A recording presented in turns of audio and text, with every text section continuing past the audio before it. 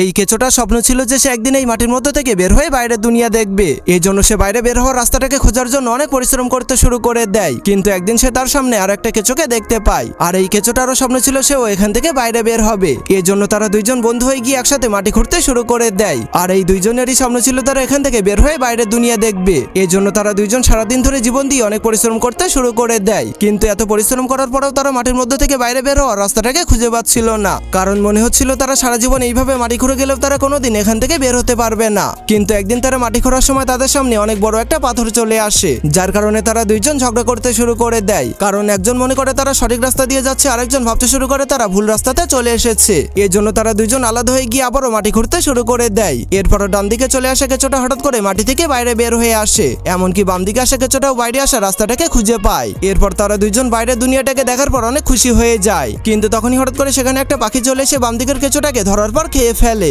তখন এটা দেখার পর ডান দিকের কেঁচোটা জলদি করে তার বন্ধুকে বাঁচানোর জন্য চলে আসে, কিন্তু সে সেই ভয়ঙ্কর পাখিটাকে দেখার পর সে অনেক ভয় পেয়ে যায়। কিন্তু তখনই পাখিটা সেই কেঁচোটার উপরে ভয়ঙ্করভাবে আক্রমণ করে দেয়। এর জন্য কেঁচোটা নিজের জীবন বাঁচানোর জন্য জলদি করে আবারও মাটির মধ্যে ঢুকে পড়ে সব রাস্তাগুলোকে বন্ধ করে দিতে শুরু করে দেয়। এরপর সে আবারও তার আগের জায়গাতে ফিরে আসে।